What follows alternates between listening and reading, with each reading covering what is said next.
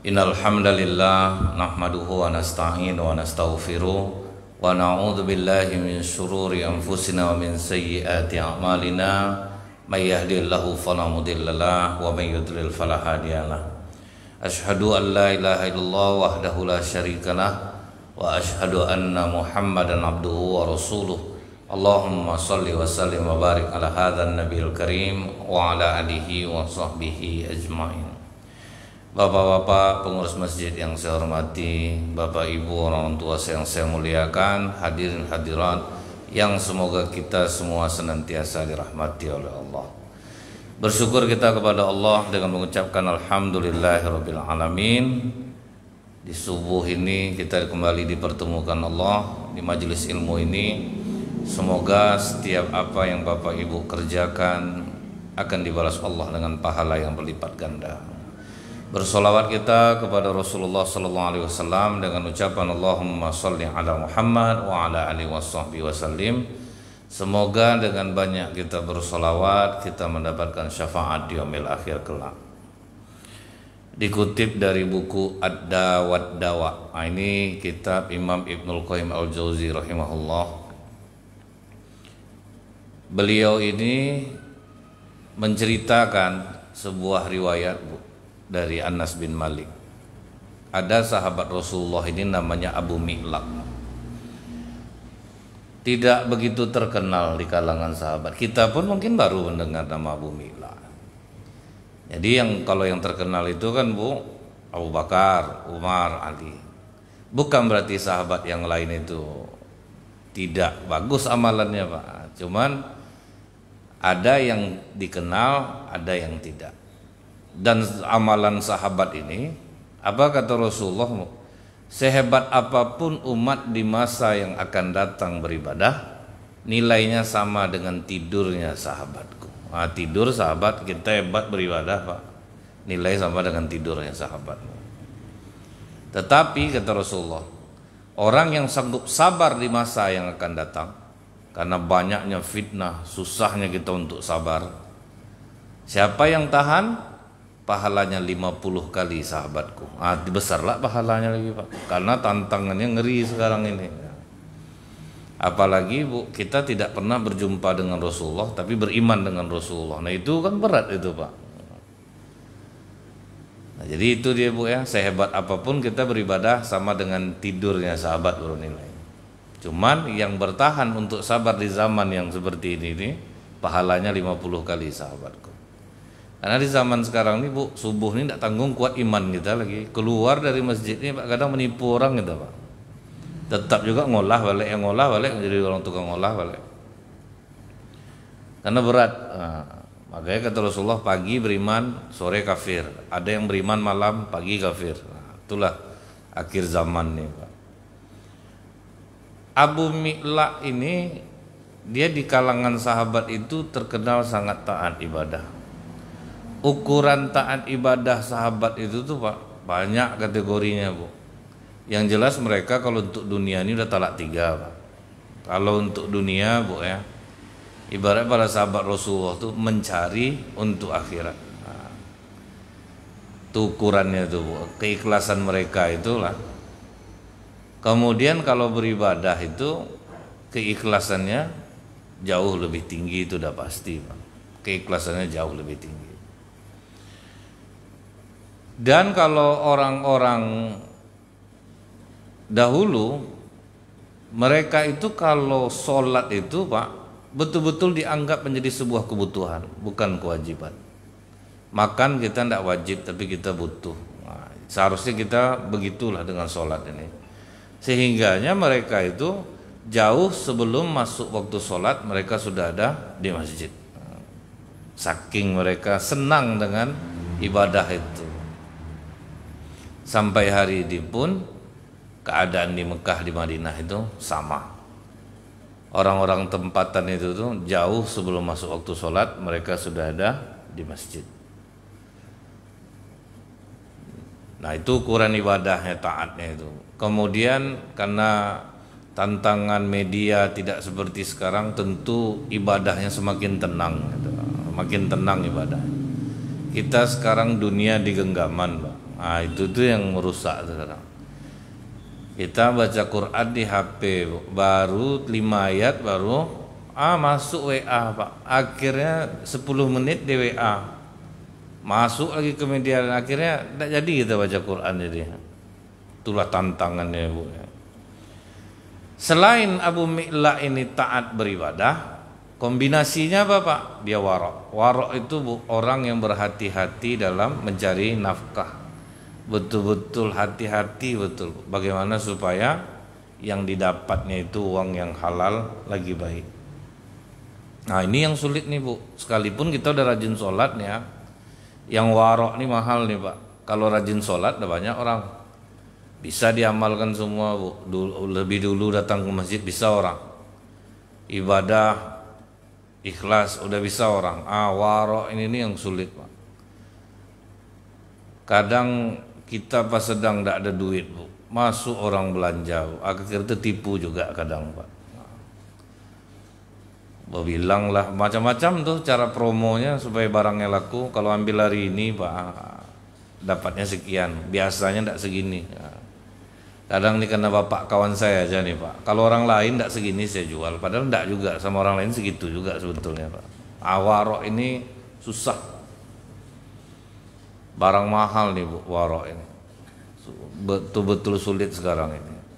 Apalagi kalau misalnya kita bekerja di bagian proyek pengadaan barang, payah warok, Pak.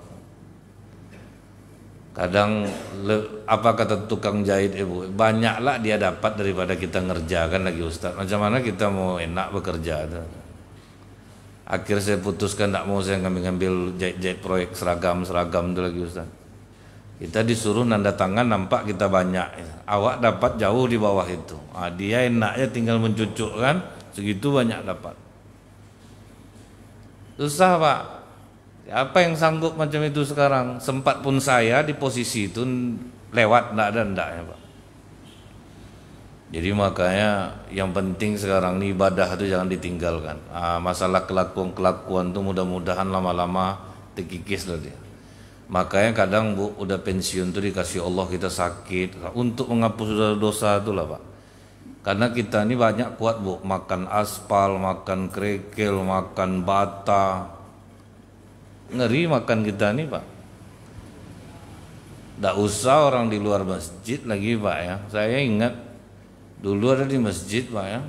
Kalau berzikir terpejam-pejam mata, Bu, kota infak lewat juga, Pak. Tidak ada, tidak. Berani juga.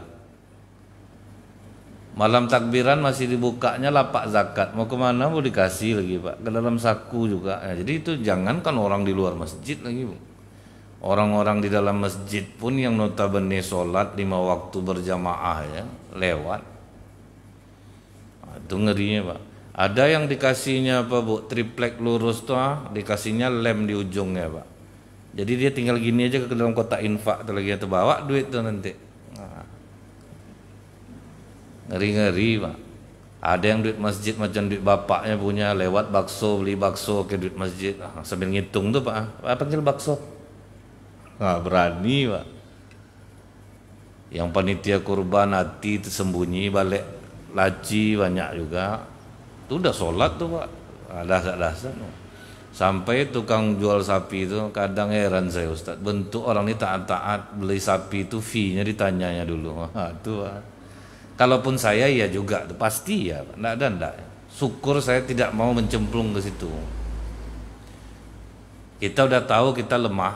Nggak ada, Pak. Kalau sempat saya jadi pejabat, Pak, habis juga duit itu saya lantak. Nggak ada.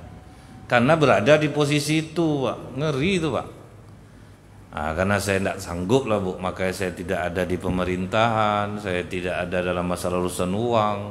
Saya tidak mau berdagang. Maksudnya itu jangan saya yang dagang, biar orang yang dagang. Udah adalah cocok mentalnya. Kalau awak berdagang pasti nipu juga, Pak. Nggak ada.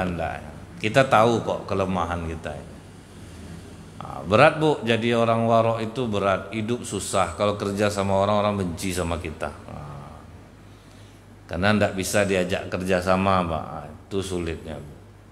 Jadi kalau misalnya sekarang hidup kita ini agak susah, masalah tidak selesai, Ibadah bagus, takutnya diwarok kurang. Terima ajalah keadaan itu. Segini sanggup aku dulu ya Allah, mau diapakan lagi? Segini sanggup aku dulu. Memang belum bisa meninggalkannya. Memang belum bisa meninggalkannya. Nah jadi Pak, sewaktu dia berdagang, dia ini pedagang nih Bu, terpisah dari rombongan. Dia mau ke Syam, terpisah dari rombongan Pak. Begitu terpisah dari rombongan, datang perampok. Kata perampok ini, aku menginginkan darah dan harta. Harta ya, dibunuhnya pula. Kata Abu Mi'laq, kalau kau butuh harta, ambil aja lah harta ini. Kenapa kau harus bunuh aku? Karena suatu saat kau akan menandai aku. Jumpa kita. Pasti kau akan membalas dendam. Pokoknya aku ingin membunuhmu. Nah, ini kadang Bu ya, orang sudah niat membunuh, maka kalau dia terbunuh, orang membela diri, maka dia yang membunuh ini tidak akan kena dosanya. Lain halnya kata Rasulullah Bu, bila berhadapan orang berdua saling membawa pedang, kemudian mereka saling membunuh, maka pembunuh dan yang dibunuh sama-sama masuk neraka. Ditanya oleh sahabat, kalau yang membunuh jelas masuk neraka Rasulullah, yang terbunuh? Karena yang terbunuh itu niatnya juga mau membunuh. Wah itu Pak. Dulu kan ada Bu, anak pesantren kena begal, rupanya pandai silat Pak. Mati sama dia begal tuh, kan sempat dia jadi tersangka. Kira boh beritanya Pak ya.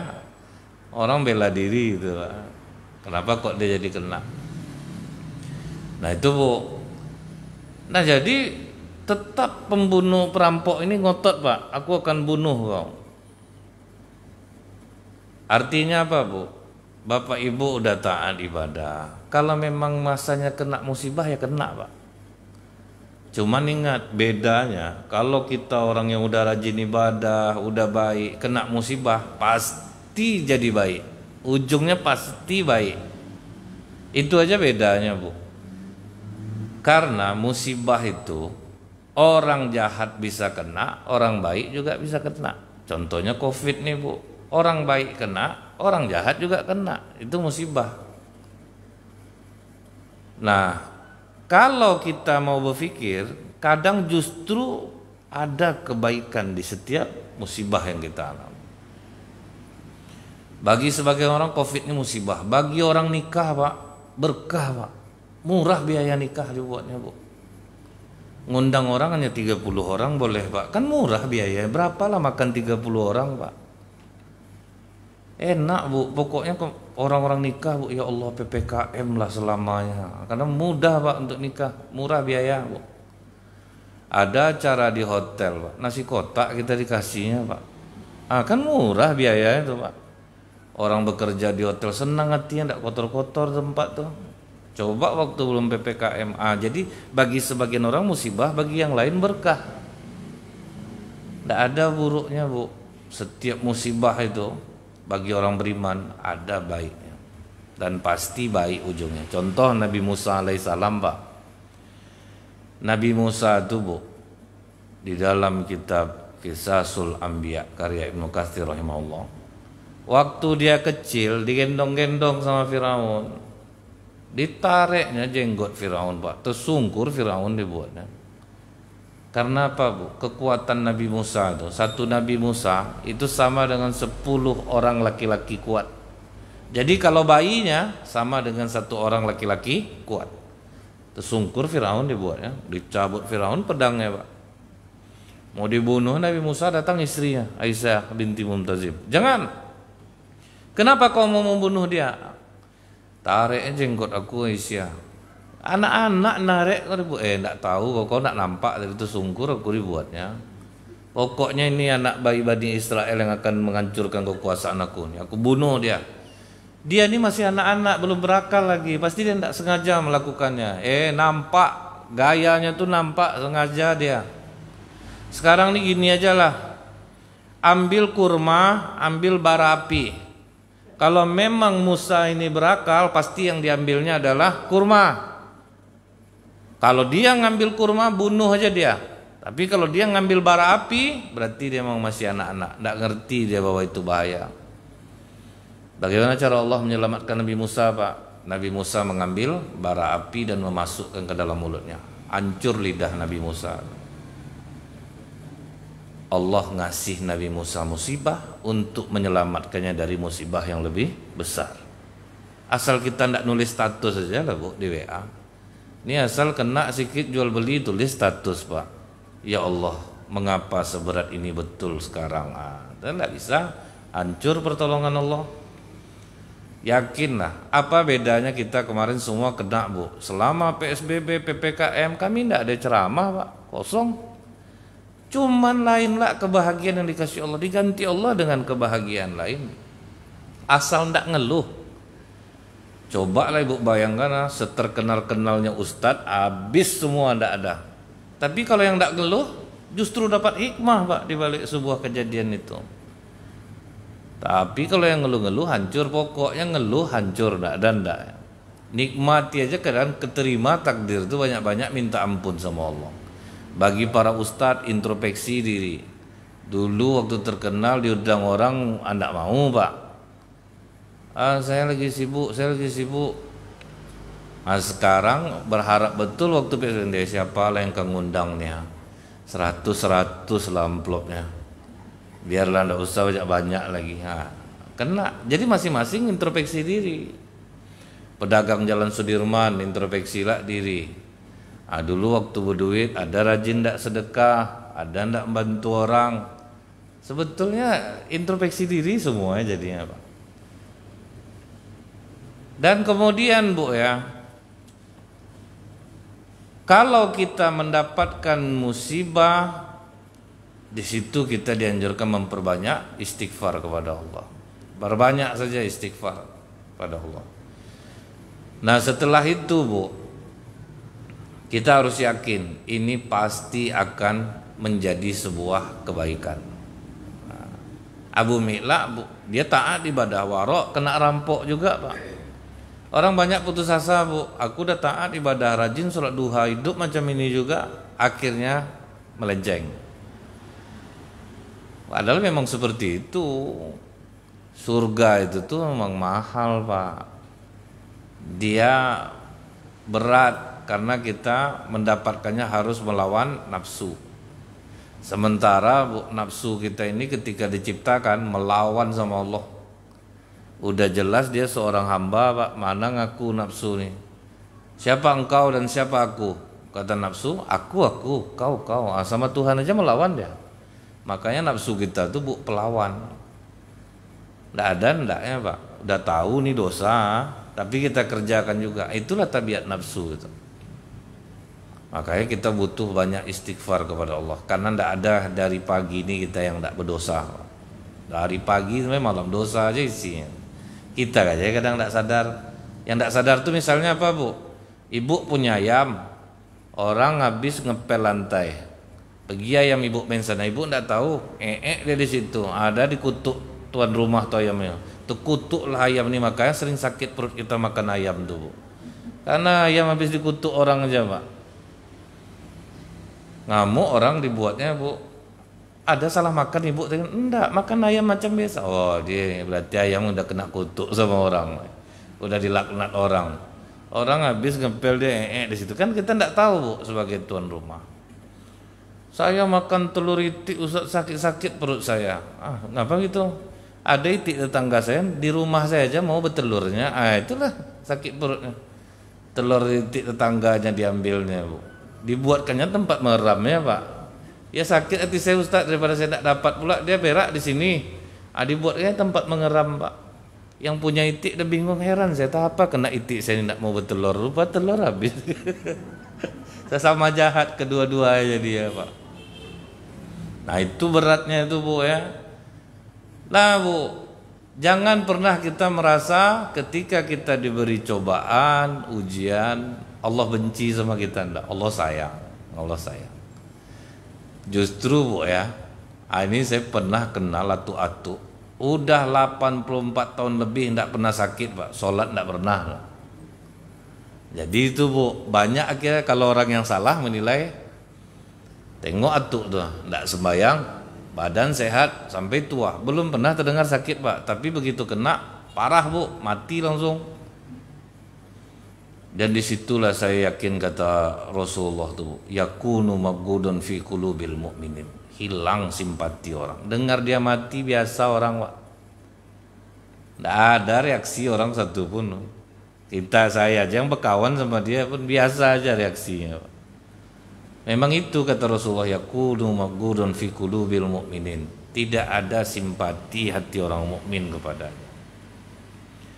Tapi kita lihat bapak ibu rajin rumah sakit, darah tinggi, diabetes, kolesterol. Tanda Allah sayang Bu, dihapusnya semua dosa bapak ibu tuh. Waktu bapak sedang ganteng-ganteng dulu tuh Pak, berapa orang wanita yang kecewa sama bapak. Itu yang harus dibayar dosa itu Pak. Dengan sakit, dengan apa. Ibu waktu sedang jaya-jaya dulu tuh Bu ya, emas berkilauan, enggak pakai jilbab bertahun-tahun. Itu dibayar sekarang ini. Seharusnya bersyukur kita Bu, untung kita bayar di dunia. Di akhirat enggak akan terbayar Pak. Nah kemudian Bu, nah ini kita udah tahu Bu ya, berarti kita setaat apapun ibadah, kalau kena musibah tetap kena, tetapi yakinlah pasti berakhir bagus. Sampai hari ini kan macam itu kejadiannya Pak. Nah, siapapun yang kena musibah, kemudian dia bersabar, maka besar diganti Allah untuk dirinya. Nah setelah itu Pak, kata Abu Mi'la, kalau memang kau mau membunuh aku, izinkan aku sholat sunat 4 rakaat. Dia inilah yang memulakan sebelum mati sholat sunat 4 rakaat. Karena posisinya dalam bahaya dirampok. Kalau Qubayb bin Adi, sebelum dia dihukum mati, dia minta sholat sunat 2 rakaat.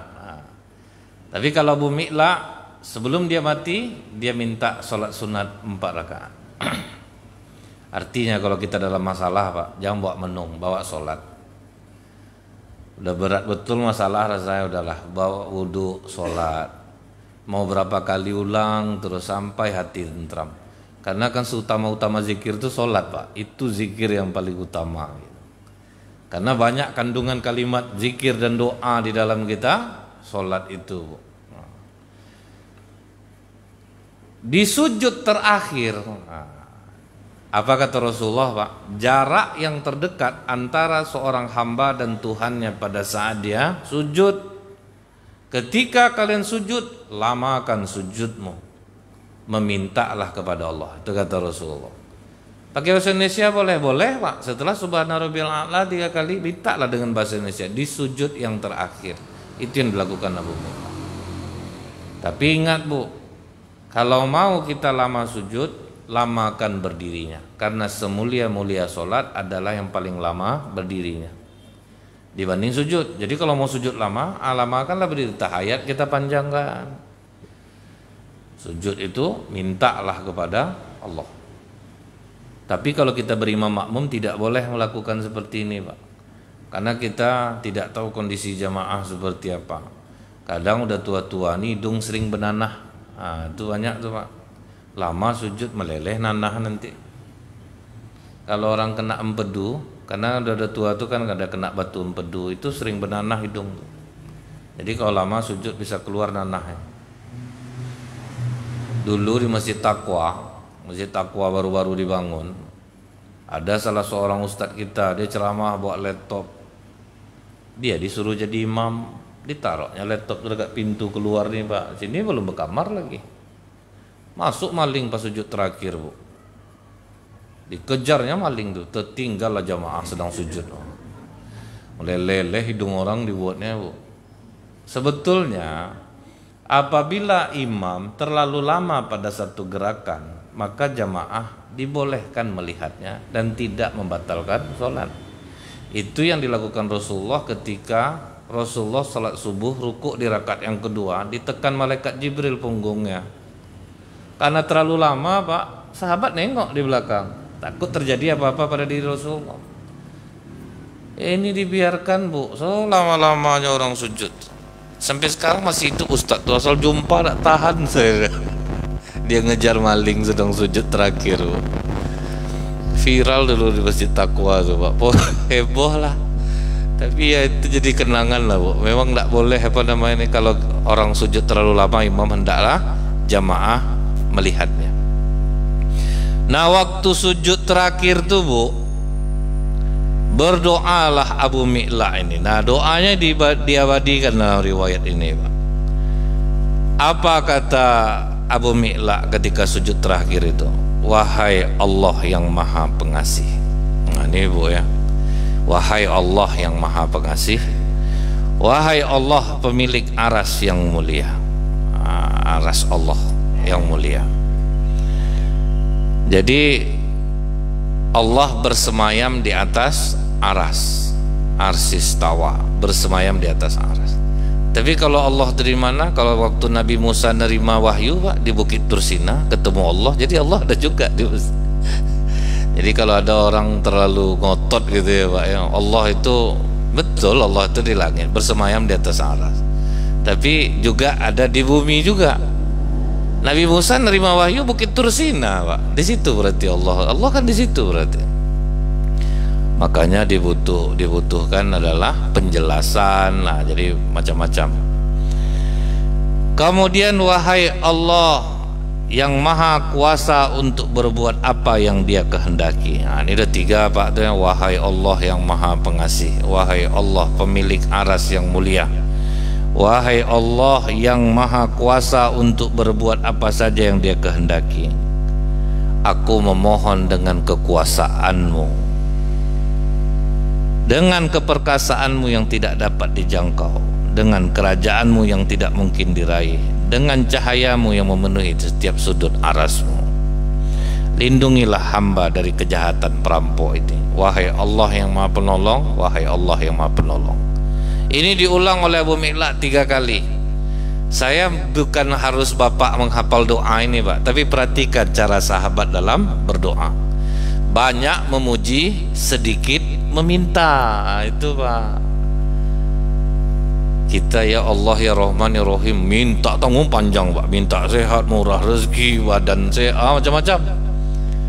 Banyak-banyak memuji, sedikit meminta. Misal mendoakan orang tua, ya Allah yang maha pengampun, ya Allah yang maha penyayang, ya Allah maha pengabulkan doa, ya Allah yang tidak akan mendinding doa seorang anak kepada orang tuanya, ya Allah yang maha penyayang, masukkanlah kedua orang tua kami ke dalam surgamu. Selesai. Pujiannya itu yang banyak. Jadi kalau mau minta sama Allah nih Bu, banyak memuji. Kita minta sama manusia banyak memuji dah, kan terbalik tuh Pak. Wali kota Pekanbaru misalnya, safari Ramadan datang ke masjid, itu nanti pengurus menyiapkan pantun memuji-muji, ibu-ibu majelis taklim menyiapkan pantun untuk memuji-muji. Hati Bapak selembut kapas sebening embun. Kan ngeri-ngeri pujian. Dapatlah karpet 15 meter, sumbangan 10 juta. Ibu-ibu dibuatnya lah pantun pakai puji-pujian pula. Dapatlah rabana seset. Apakah itu salah? Tidak, sama manusia aja kita memuji Pak, apalagi kepada Allah. Kita aja sebelum minta tolong sama orang kadang Bang bagus jubah Bang nih, pasti mahal nih ya. Alhamdulillah ada rezeki sedikit. Beda jubah Bang nih Bang, orang jubah orang tuh biasa aja betul. Abang bagus jubah, dan aku heran nengok Abang nih Bang ya, apa aja jubah yang Abang pakai itu cocok aja di badan Bang. Udah banyak pujian, ada duit Abang 50 Bang. Baru enak orang ngasihnya Pak. Siapa orang yang tidak senang dipuji? Apalagi kita memuji Allah yang memang pantas untuk dipuji. Itu mungkin selama ini kita kena Bu. Kita itu sedikit memuji, banyak meminta. Tapi usahakanlah banyak memuji, sedikit kita meminta. Jangan sampai banyak meminta, sedikit memuji. Banyak-banyak aja lah puji Allah nih.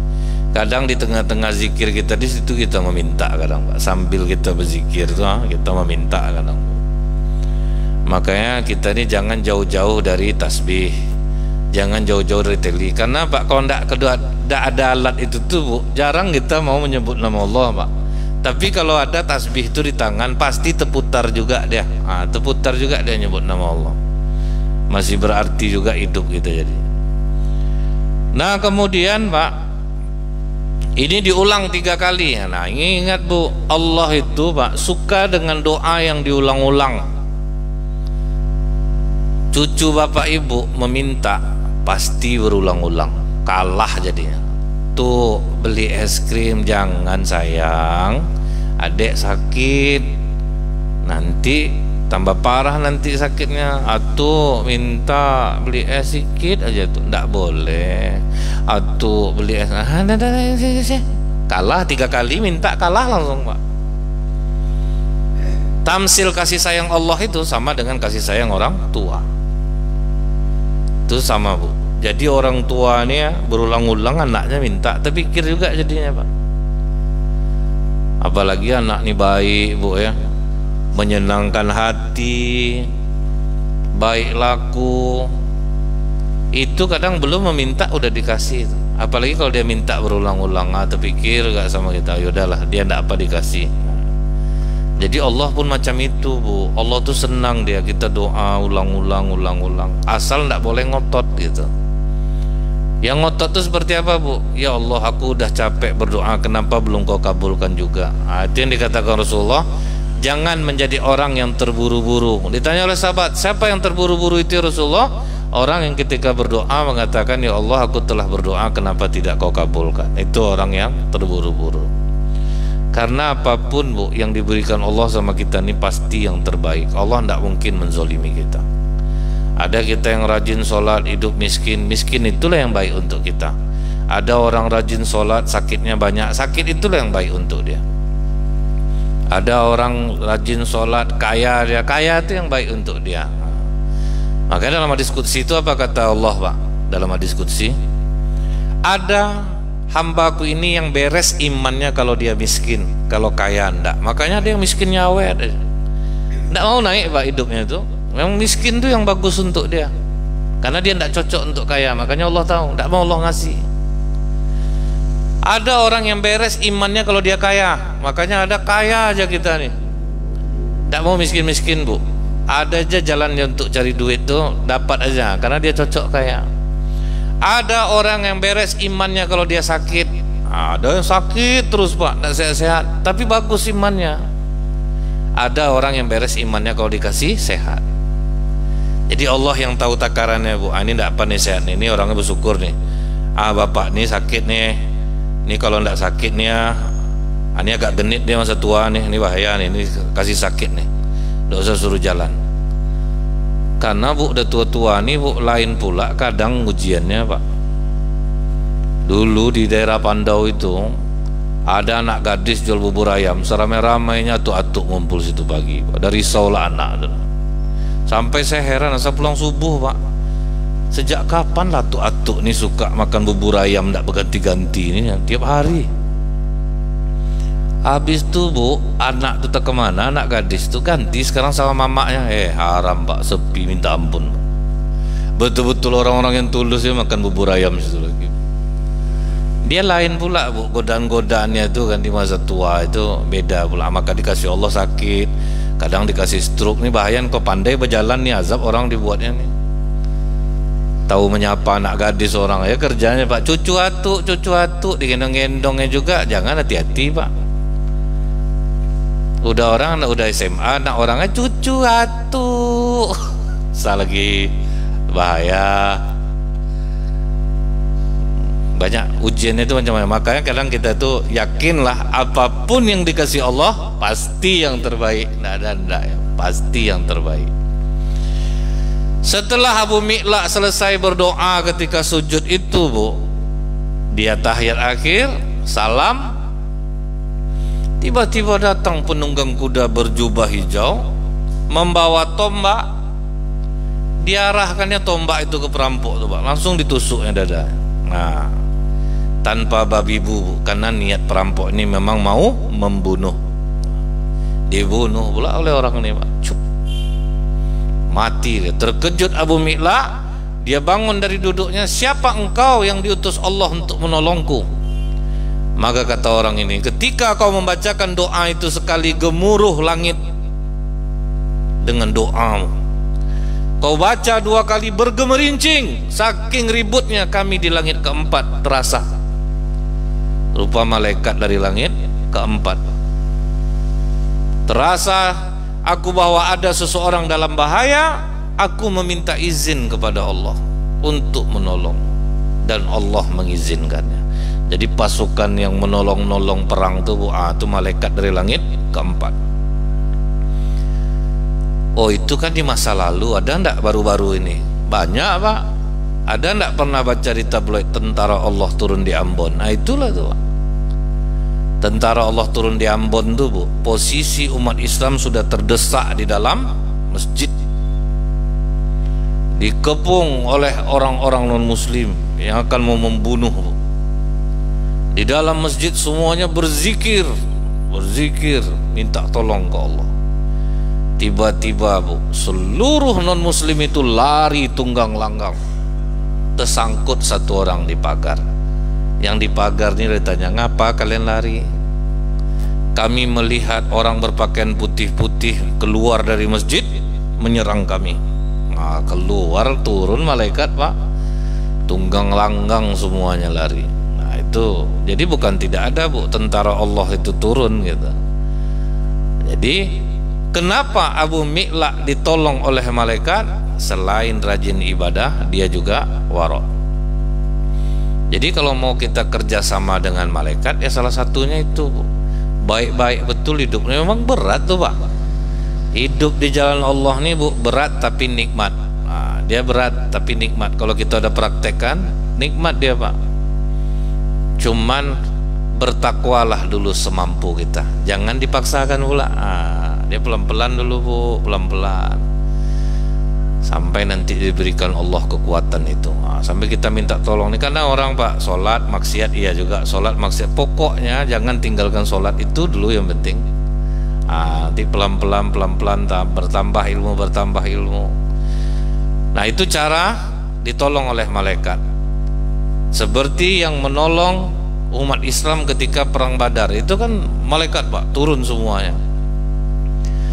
Nggak tanggung banyaknya jumlah umat Islam 315, tapi yang dilihat orang kafir jadi 1000, Pak.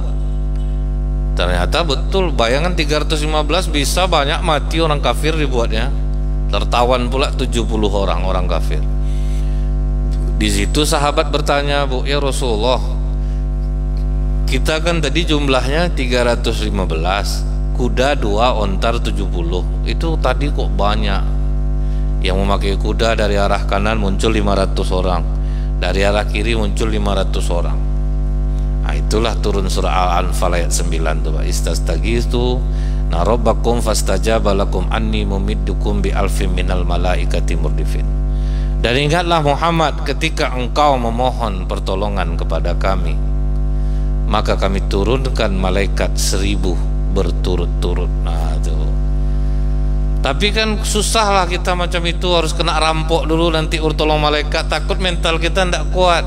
Ternyata, Bu, ya, ada cara lain yang lebih mudah untuk ditolong malaikat. Karena apa, Pak? Kalau kita mengandalkan amalan kita, Bu, amalan kita ini terlalu sedikit dan banyak terhapus karena maksiat. Ini udah sholat subuh kita nih, Bu, sholat suruh, dapatlah pahala haji umroh mabrur. Menjelang zuhur terceritakan orang ini, terceritakan orang itu, tekor, habis. Dia kadang yang membuat orang menceritakan orang lain ini kata-katanya sedikit aja, Bu. Masa iya? Itu yang membuat orang bercerita. Kakak udah dengar enggak, Kak? Ngapa? Suami siapa tuh, Kak, ya enggak pulang? Masa iya? Udah kena masa iya tuh, enggak ada cerita lagi. Enggak masak-masak lagi tuh, Pak. Itu susah, Bu. Pasti ada kita, Pak, ya, antara subuh nih, Pak, nanti ada aja dosa dibuat. Kita dipotong orang di jalan emosi, dah berdosa. Kadang dalam hati kita ngomel, dah berdosa. Kadang buruk sangka, macam-macam nih, Bu, dosa yang kita buat. Buruk sangka sama orang. Saya 2 hari yang lalu, Pak, kan sekarang di Indomaret, Alfamart sudah ada tukang parkir. Yang dibeli 2.000, bayar 2.000. Kan seperti itu, Pak. Jadi saya parkir di Alfamart, tapi udah siap nih, apalah salahnya ngasih tukang parkir. Apalah situ berat daripada kita mengotorkan hati. Mengotorkan hati itu lebih parah lagi, Pak. Jadi hari itu buruk sangka saya, Pak. Saya mau ngasih uang parkir karena uang saya 5.000. Jadi dia suruh keluar dulu. Saya bilang nanti susah ngembalikannya karena jalan dah sibuk. Nggak mau dia, Bu. Pak, enggak, keluar aja dulu, Pak. Enggak, nanti balikkan aja dulu. Enggak, Ustaz, keluar. Rupanya jamaah, Bu, awak dah buruk sangka pula, Pak. Maksudnya itu dia enggak mau nerima gitu, maka keluar aja dulu. Saya kira dia ini nampaknya enggak mau membalikkan nih. Nah, gitu jadinya. Itu kan udah berdosa kita, Pak. Jadi kita nih, Bu, gampang kita tuh berdosa. Setiap hari itu potensi dosa itu besar. Nenek-nenek punya anak bayi, lewat bawa atuk-atuk bawa kotak infak, palasik masuk dah. Padahal atuk tuh jalan, Pak, kena dibilang lah palasik. Sehabis atuk tuh lewat, Ustaz, membiru badan anak nih. Ibu tahu enggak kalau ada bayi menyusu membiru badannya, berarti susu ibunya beracun. Sebabnya apa, Pak? Ini, Bu, ya. Apabila perempuan yang menyusukan anak perasaannya tidak enak, maka air susunya mengandung racun. Yang disalahkan orang, dikasih ke kucing aja mati kucing tuh. Makanya kalau istri sedang berantem sama suaminya, dia sedang menyusukan anak, janganlah, bahaya. Kasih tahu sama suami itu, Bang, tunggu ntar, Bang, ya, nanti kita kelahi, Bang, ya, aku susukan anak ini dulu, habis itu kelahi betul lah kita. Jangan sedang menyusukan tuh berkelahi, beracun air susu. Jadi jangan nuduh-nuduh orang ini. Jadi banyak potensi kita dosa tuh, Pak. Banyak potensi kita berdosa, Bu, setiap hari. Makanya kita butuh ditolong oleh malaikat. Nah, salah satu cara Allah menciptakan malaikat untuk nolong kita, malaikat ini tidak ada nafsu, Pak. Dia tidak ada syahwat. Malaikat ini senantiasa beribadah. Jadi kalau dia mendoakan kita, itu lebih mudah untuk kita berubah. Apa kata Rasulullah, Bu? Siapa yang membaca a'udzubillahi samiil alim minasyaitonir rajim 3 kali di waktu pagi, disambung dengan 3 ayat terakhir surat Al-Hasyr, huwallahul ladzi la ilaha illahu alimul ghaibi wasyahadah huwar rahmanur rahim, sampai habis, 70 malaikat mendoakannya dari pagi sampai petang hari. Apa yang didoakan malaikat? Memohonkan ampun untuk orang yang berdoa. Kalau malaikat yang memintakan ampun untuk kita, Bu, cepat diri kita ini berubah, Pak. Hilang tekor tuh dibuatnya, Bu. Nah, itulah, cuman baca itu aja, tidak sampai habis semenit. Membaca a'udzubillahi samiil alim minasyaitonir rajim 3 kali, ditambung dengan 3 ayat terakhir, 22, 23, 24, didoakan malaikat, Pak. Kemana mau dicari lagi nih? Itulah enaknya kita di majelis ilmu nih, Bu. Ayatnya bisa dicari, waktunya tidak banyak habis, semenit selesai, 70 malaikat mendoakan. Datang orang yang iya aja lah, mana tidak bisa pakai akal, Bu. Kita jangan membahas agama itu dengan akal, tetapi dengan keimanan, Bu. Kita yakini, setelah lama kita amalkan akan terasa. Nah, setelah terasa itulah baru timbul keajaiban, itulah yang membuat kita tambah yakin dengan sebuah amalan. Kalau tidak itu mana kita yakin-yakin jadinya, Pak. Dengan cara itulah, Bu. Apakah ada dengan cara lain lagi? Nah, ini yang seperti Bapak Ibu lakukan nih. Apa kata Rasulullah, Pak? Barang siapa yang dia menghadiri majelis ilmu, maka Allah mudahkan dia jalan menuju surga. Itu satu, masih dalam hadis yang sama nih, Pak. Maksudnya jalan mudah menuju surga itu apa, Bu? Kita kadang ada masalah yang tidak selesai sama kita, Bu. Pas di pengajian dapat jawabannya, oh ini masalah aku, ini aku kenanya rupanya. Itu maksudnya mempermudah jalan menuju surga. Itu kita tidak tahu selama ini itu rupanya. Oh, makanya payah aku berubah, aku tidak ada didoakan malaikat. Oh, berarti ini caranya. Apa yang menyebabkan rezeki aku sulit? Oh iya, aku agak perhitungan sedekah. Nah, misalnya seperti itu Pak kan. Dia kadang kita ini Pak ya, sebelum kita dapat keajaiban kita tidak mau melakukannya. Dulu ada Bu, kan dalam hadis itu sedekah bisa menyembuhkan penyakit. Bapaknya ada kena penyakit, sering panas perutnya. Nah kalau di rumah sakit tuh Pak ya, 1 dari 4 orang yang terbaring di rumah sakit itu mengidap penyakit EII namanya, emotional induced illness. Orang tidak sakit tapi merasa sakit. Aneh-aneh tuh Pak. Jadi kalau Bapak Ibu ada terasa sakit jantung tapi dicek bagus, itu berarti kena penyakit EII. Itu tuh hubungannya ke manusia, ke akhlak, ke orang tua. Obatnya itu Bu. Jadi tidak semua penyakit ada obatnya tapi nunggu jodohnya. Itu maksudnya tuh Bu. Jadi bapak ini kena penyakit perut panas dan terlalu check up sekali sebulan check up. Rupanya pas dia dengar kajian sedekah bisa menyembuhkan penyakit, kena dia Bu. Aku pelit selama ini. Kadang orang kita ini mempekerjakan orang sehari itu betul-betul sehari dia harus kerja semuanya, tidak bisa istirahat, nanti rugi kita gaji dia. Itu yang bahaya tuh Bu. Kita ini memperlakukan orang dengan baik, orang pun baik sama kita, dia semangat jadi teringat dia Pak, iya aku pelit, perhitungan sama orang. Mulailah dia rajin sedekah sejak saat itu Bu, niatnya untuk menyembuhkan penyakit dia. Ternyata dapat keajaiban Pak, tambah lama tambah enak perutnya. Itu yang penyakit EII, dicek bagus tapi kita merasakan sembuh dia lama-lama. Sejak itu dia jadi rajin sedekah, itu jalan menuju surga. Kemudian Bu, terusan hadis tadi, apa kata Rasulullah? Malaikat akan meletakkan sayapnya untuk orang yang menuntut ilmu. Jadi macam Bapak Ibu sekarang, malaikat meletakkan sayapnya. Kenapa diletakkannya sayapnya? Tanda dia ridho dengan apa yang Bapak Ibu lakukan. Dikepakkannya sayapnya, diletakkannya sayapnya di majelis ilmu itu. Serta kata Rasulullah, makhluk-makhluk Allah di langit mendoakan, makhluk Allah di bumi mendoakan, sampai ikan-ikan di dalam air ikut mendoakan orang yang menuntut ilmu.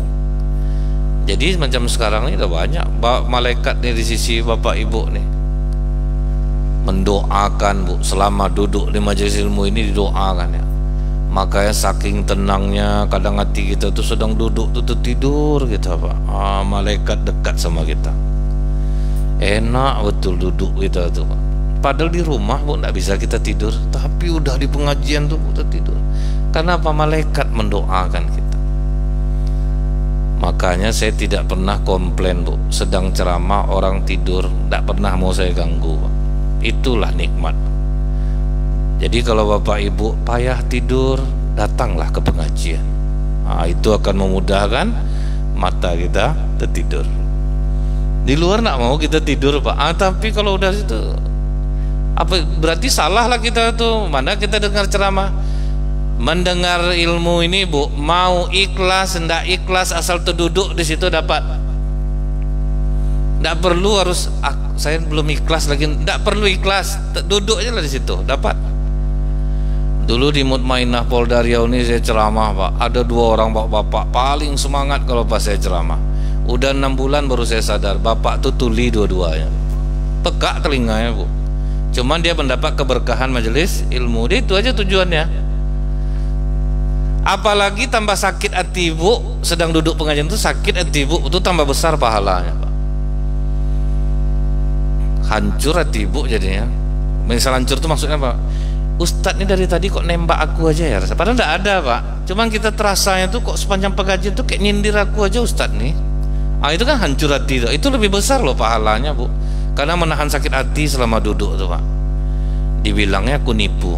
Kan berarti pengurus ngasih tahu nih, yakin aku nih ada buruk sangkala sama pengurus. Ini pengurus nitip-nitip judul mungkin nih, padahal enggak ada, Bu. Belum pernah pengurus itu nelfon, Ustadz nanti tolong sampai gini, belum pernah.